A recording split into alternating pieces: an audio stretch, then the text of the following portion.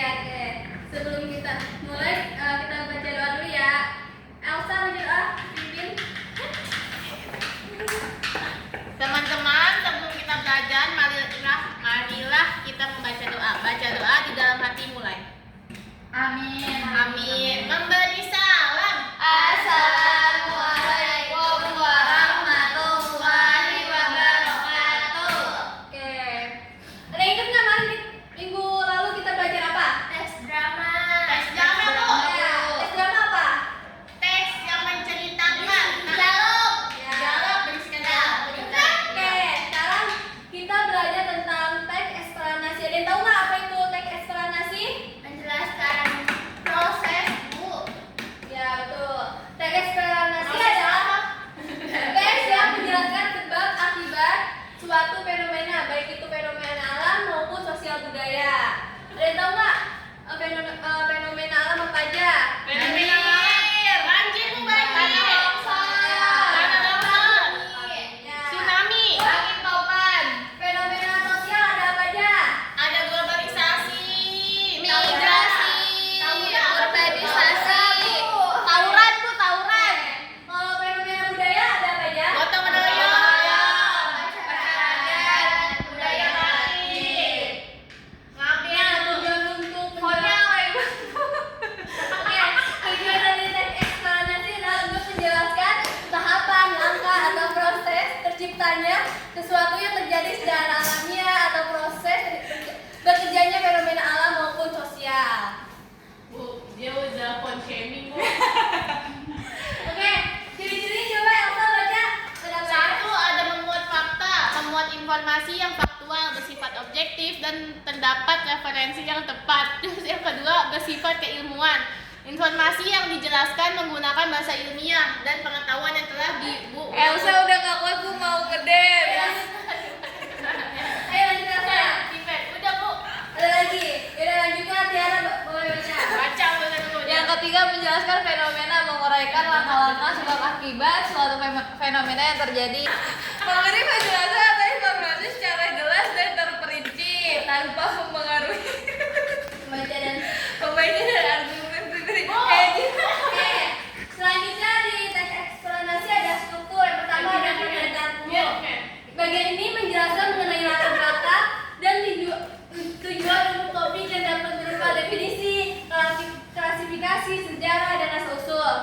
Nah, deretan kedua itu deretan penjelas, pemaparan serangkaian proses atau urutan alasan peristiwa itu terjadi sekaligus hubungan sebab akibat sebuah peristiwa. Bagian ini merupakan inti dari penjelasan yang disampaikan. Nah, yang ketiga ada simpulan. Simpulan itu untuk mengakhiri penjelasan dengan cara meringkas permasalahan utama dan juga ceritakan sudut pandang penulis yang bersifat opsional. Yang ini Sekaligus terjadinya hujan. Hujan adalah peristiwa jatuhnya titik-titik air dari atmosfer ke permukaan bumi sebagai bagian dari siklus air. Proses terjadinya hujan dimulai ketika panas matahari menguapkan air dari laut, sungai, dan danau. Uap air naik ke atmosfer, kemudian mengalami pendinginan sehingga berubah menjadi titik-titik air atau kristal es yang membentuk awan. Ketika awan menjadi semakin berat dan tidak mampu menahan kandungan airnya, titik-titik air tersebut jatuh sebagai hujan. Hujan sangat penting untuk kehidupan karena menyediakan sumber air bagi tumbuhan, hewan, dan manusia. Oke. Dari bagian ini pertanyaan umumnya bagian mana? Paragraf pertama, Ibu. Oke. Penjelasnya? Paragraf kedua. Simpulannya? Paragraf ketiga.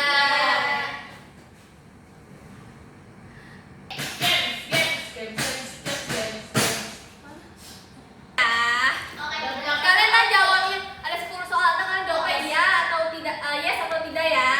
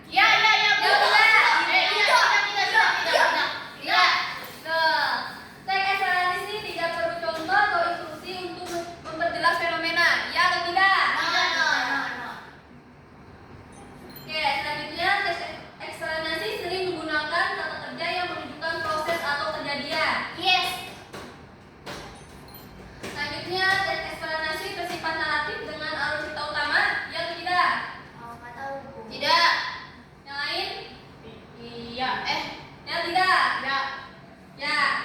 Tidak deh Bu. Benar. Ada. Aduh, saya kan benar. Selanjutnya, struktur umum teks eksplanasi terdiri atas bagian pernyataan umum, deretan penjelas, dan simpulan. Betul. Ya. Ya, ya. Selanjutnya, teks eksplanasi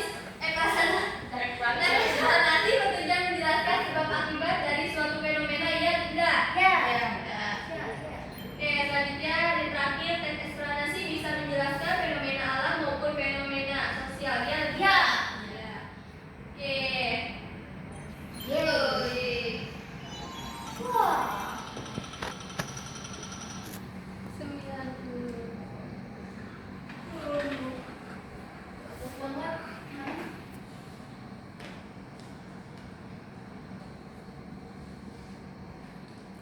Kalian sudah mengerti, Ibu kasih tugas ya. Wah. Oke. Tugasnya kalian membuat contoh tes eksplanasi ya. Satu kelompok 2 orang ya. Ayo Ibu kasih waktu 5 menit. Saya sudah boleh maju duluan. Oh. Ya, Judulnya adalah terjadinya siang dan malam. oke. Siang dan malam. Itu puisi ya, puisi. Ayo. Aduh, kan ibu kameramen. Ayo Raka munduran. Siang dan malam adalah pengertian waktu yang terjadi akibat rotasi bumi dan porosnya. Bumi berputar pada porosnya selama 24 jam. Ketika suatu bagian bumi menghadap matahari, bagian tersebut menerima cahaya sehingga terjadi siang. Nah, sebaliknya, bagian yang membelakangi matahari tidak menerima cahaya sehingga dia mengalami malam. Nah, proses ini berlangsung terus-menerus sehingga pergantian siang dan malam terjadi secara teratur. Rotasi bumi tidak hanya menyebabkan siang dan malam, tetapi juga mempengaruhi aktivitas kehidupan manusia dan kondisi lingkungan. Nah, Ibu tanya ya. Bagian Tanya lah. Ya, bagian pernyataan umumnya itu bagian paragraf apa? Yang siang dan malam Oke. Penjelasnya? penjelasnya itu bumi berputar. Simpulannya. Simpulannya udah, rotasi bumi itu tidak hanya Bu. Oke, udah tepuk tangan buat